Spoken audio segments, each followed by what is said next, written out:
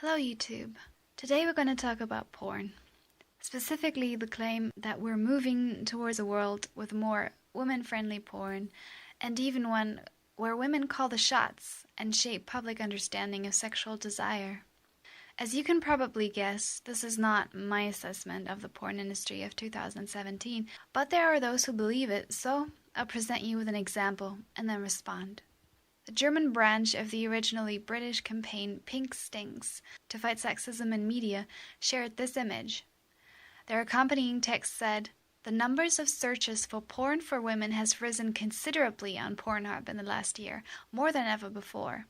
2017 seems to be the year when women publicly announce their own desires," said sex therapist Dr. Lori Petito, who connected the trend to the MeToo campaign and the presence of strong female personalities in the public eye. I don't know where to start. Let me respond to the quote of Dr. Petito before I dive into the information the graphic here actually shows us and scratch the surface of what the porn industry was actually up to in 2017. First, the connection of so-called porn for women and the MeToo campaign. The MeToo campaign is a movement against the sexual violence and harassment of women. Before the feminist movement can even make female pleasure a priority, we have to stop the epidemic of assault and rape that we're currently globally dealing with. Don't get me wrong, I want to live in a world too, where women have sexual encounters that aren't just free of violence and coercion, but also enjoyable and sexually satisfying. And I'm not telling women who do activism around teaching other women how to discover their authentic desires and real sexual pleasure to stop what they're doing. But that is not what MeToo is about. MeToo was about women sharing and shouting about their pain and their survival, not their pleasure. That is more than a stretch. Now, saying that the genre of supposed woman-friendly porn is a sign of success for anti-male violence campaigns is a slap in the face of all the women who were abused in porn films, which bore the label feminist or for women. That's right, a lot of what is branded as female-friendly porn is actually a very clever marketing gag. The people behind the camera very often are still male, still white, still make most of the profits, and they're still pimp pornographers. A company which makes this genre is likely to make other types of porn as well. So you could be masturbating to what you perceive to be ethical or even feminist porn, but your proceeds go to a company which also shoots torture porn. The women and men used in the production, not always but often, are regular porn performers who are usually also pimped on the side for extra income. I believe it was the prostitution and porn industry survivor Shelley Lubin who said something like, "You might shoot a woman-friendly scene on Monday and then a gangbang on Tuesday." One example of a pornographer who rose to prominence in 2017 was the Swedish pornographer Erika Lust, who is often held up as an ethical or even feminist pornographer. Lust can be characterized as a hero of the ethical/feminist porn movement and has received numerous porn film awards, but titles from her works reveal that her work is everything but empowering and woman-friendly in the messages that it sends. Here are some of her titles. The Art of Spanking. Yeah, because we need further sexualization of child abuse and more infantilization of women. It's just, the regular porn industry doesn't do enough of that, does it? Handcuffs. Because we need more sexualized images of women being punished and tortured. We don't have enough of that in society. Love me like you hate me. Because it's not like mainstream porn doesn't already sexualize women's pain and frames abuse as passion or even love.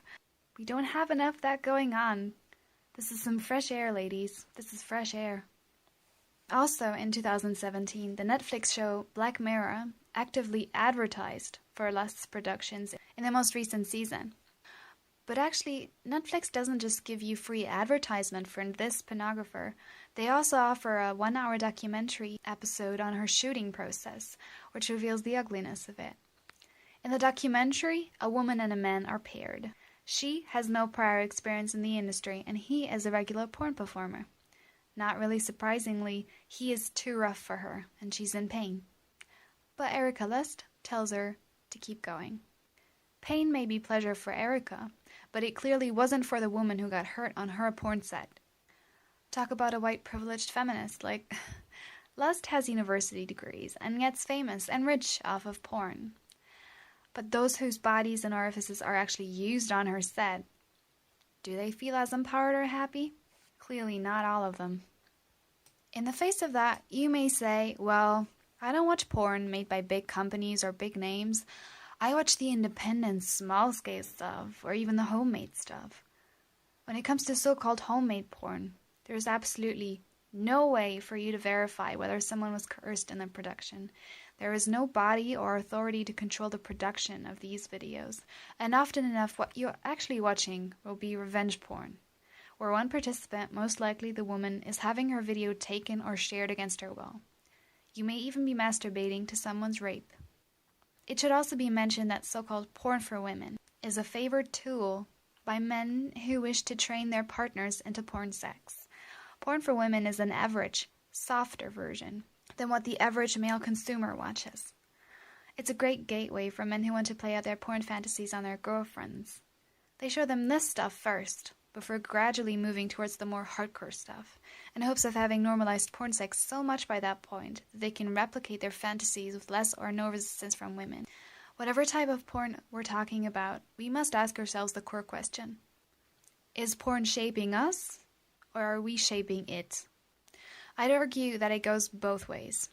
Porn is an expression of our culture, but it also reflects back on us, especially those of us who see prostituted people on screen before we ever have our first sexual encounter with a flesh and blood human being, namely, my generation, who saw their first porn usually between the ages of 11 to 13.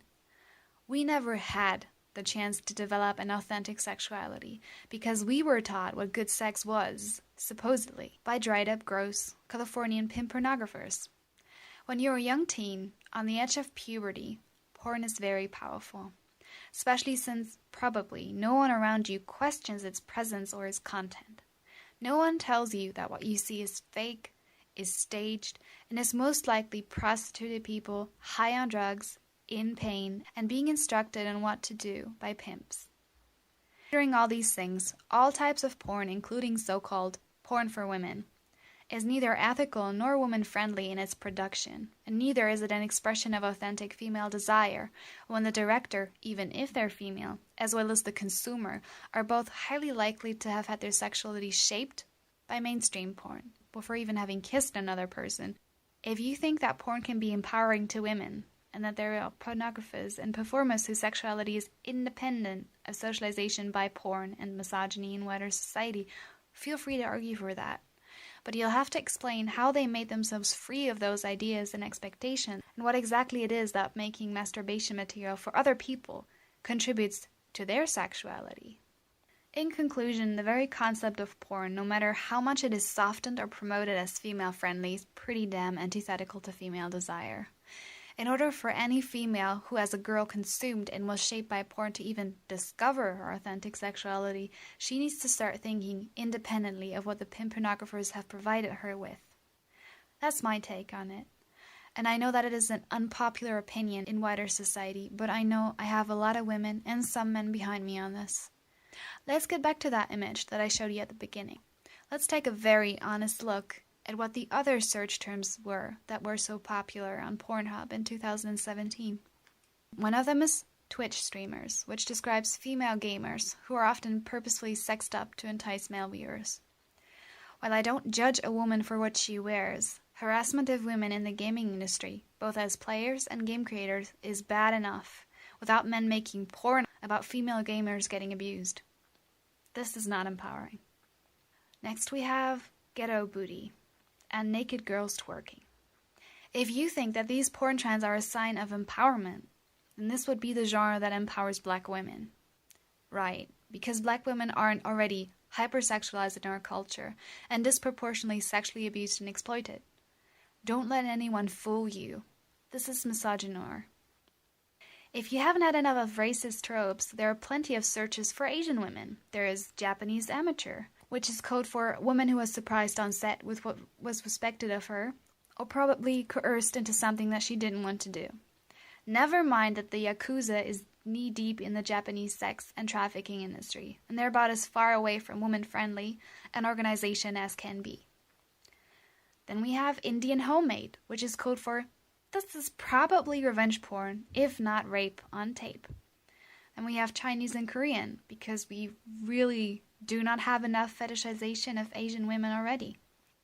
These search terms by themselves don't reveal anything, but within porn, women are cataloged by ethnicity and fetishized and sexualized according to racist stereotypes. This is not empowering. And I almost forgot, there's cheerleader.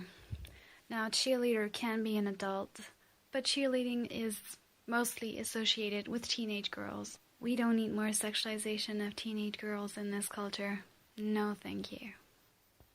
Another category is celebrity sex videos, which means porn consumers are searching for revenge porn taken of famous people, probably famous women. Not empowering.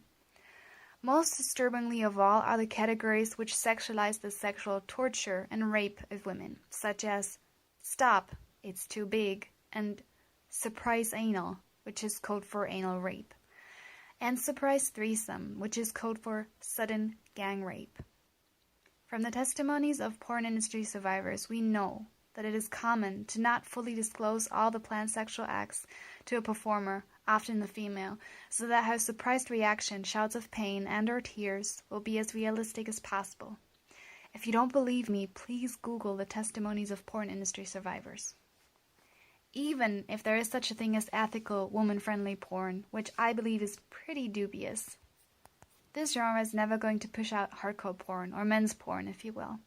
It's not going to dwindle the taste for violence, boundary violation, and misogynistic and racist humiliation, which many, mostly male consumers want.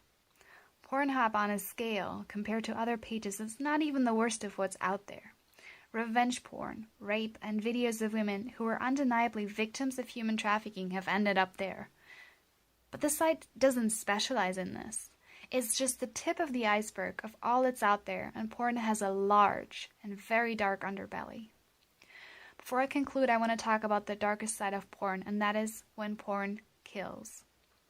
When porn results in the early and unnatural death of a porn performer, which has always been a reality in the industry and continues unabated. Most of these deaths we don't hear about because most porn performers never even become famous, and when the industry has spit them out, even after just a few months, they end up often in prostitution, which further contributes to a decreased life expectancy. So we don't have fully reliable numbers on how many performers died as direct or contributing consequences of porn. But here's a list which starts in the 70s, ending with today. Porn performers die young, often in their 20s or 30s, mainly from suicide, STDs, or drug overdoses, all common in the porn industry and related to the widespread abuse and mistreatment of the women and men whose bodies are used on screen. 2017 was no different. At least 6 porn performers with notable names died in 2017. The actual number is probably much higher, but most of these victims are sadly forgotten nobodies, though someone somewhere is probably still jerking off to their abuse. In conclusion, 2017 was not a good year for women in relation to porn. In 2017, women died untimely deaths because of it. Countless were harassed and forced by pimps, lover boys, or poverty to participate in it, and innumerable numbers of girls and women had to deal with sexually entitled men whose sexuality was molded by porn, and who expected their partners to replicate what they thought to be normal. But it doesn't have to be like this. This isn't our destiny. Porn wasn't written into the human DNA, and we can have a perfectly functioning sexuality and society without it. I don't think little boys are born with a gene that turns them into pimps, pornographers, or men who get off on women's pain. Little girls aren't born with a gene that makes them sexually submissive and so nymphomaniac that their greatest sexual desire amounts to being penetrated in all orifices, according to someone else's instructions, and then being masturbated to by generations of men she'll never know. Sex and masturbation work fine without porn. We can create a porn-free world, and I have a suggestion on where to start. If you ask me, what we need is a MeToo, but one focused on the women in the stripping, porn, and prostitution industry. Whether the women are out or still in, we need to highlight the abuse that they face and get outraged by it, instead of ignoring it, or worse, making it into our sexual entertainment.